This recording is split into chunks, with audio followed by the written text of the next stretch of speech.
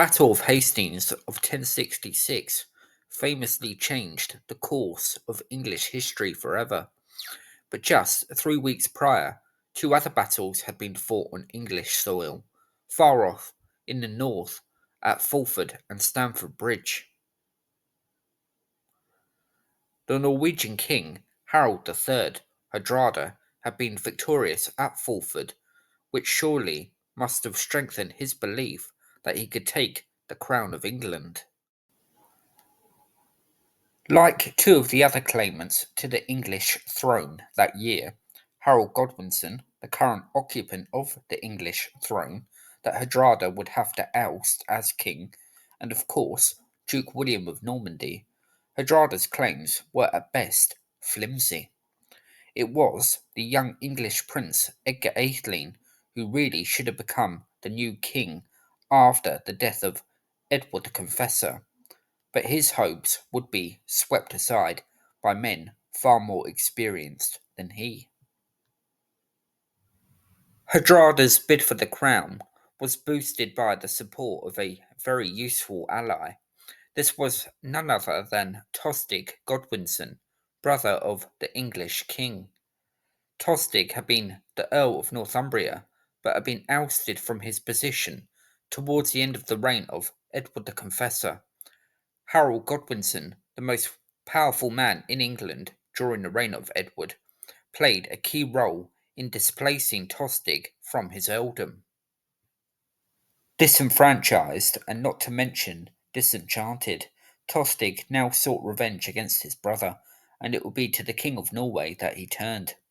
He urged Hardrada to invade England, and the mighty Norwegian was aware of a vague agreement that had been made by King Harthacnut, who was the son of King Canute, an agreement that Hardrada believed gave him the right to become King of England, and he obliged Tostig's request. Tostig had been raiding across England, but he was forced into exile after being defeated in a skirmish by Earl Edwin of Mercia.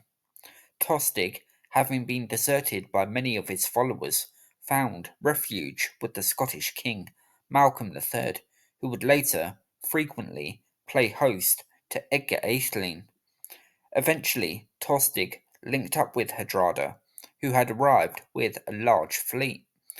The Anglo-Saxon Chronicles says that Tostig submitted to Hardrada, meaning Tostig accepted Hardrada as his king. Hardrada and Tostig sailed for York, and it would be in Yorkshire where the unlikely allies enjoyed their one taste of success on their doomed mission. Upon landing in England, Hardrada and Tostig were accosted by an army led by Edwin and Tostig's successor as Earl of Northumbria, Morcar. A bloody battle was fought at Fulford, and it looked as though the English had timed their arrival to perfection. Hardrada and Tostig had arrived ahead of a portion of their fleet, and the English, as such, gained the advantage.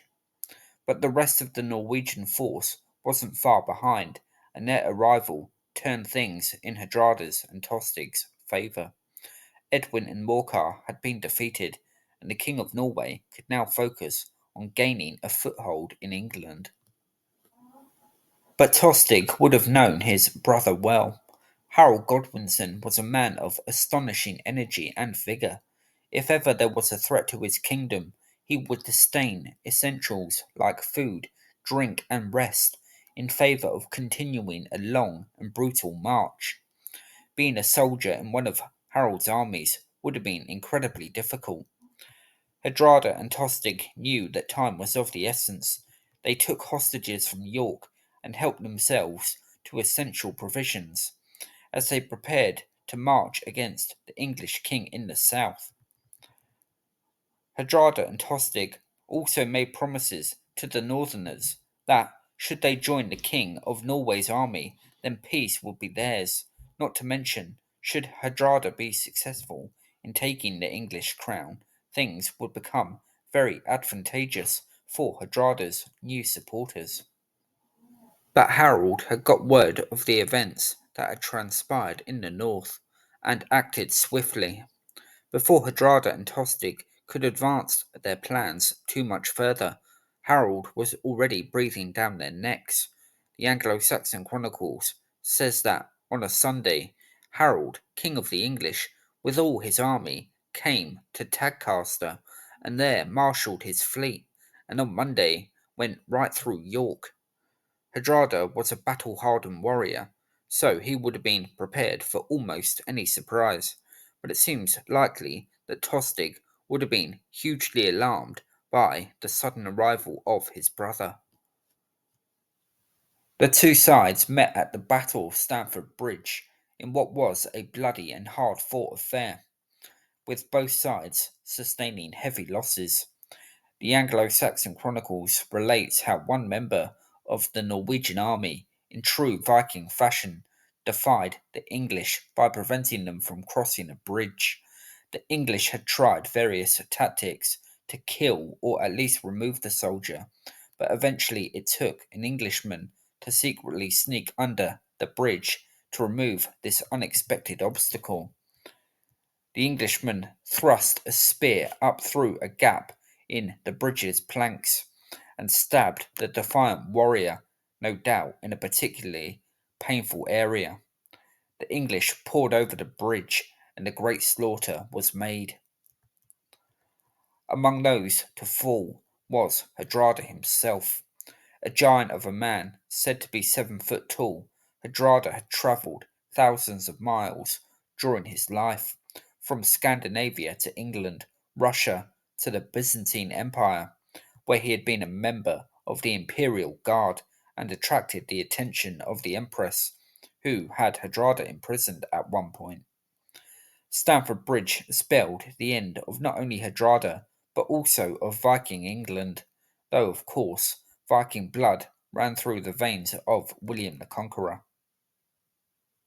Falling alongside Hardrada was the man who had helped launch his campaign in the first place, Tostig.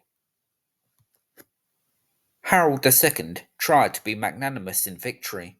He allowed key members of Hardrada's army to go free, having first received promises that they would not return and reinstigate trouble. Among those to make such a promise was Hardrada's son Olaf, who would soon become king of Norway. For Harald II, it had been a triumph, but a brutal one all the same, as he lost many men in the process.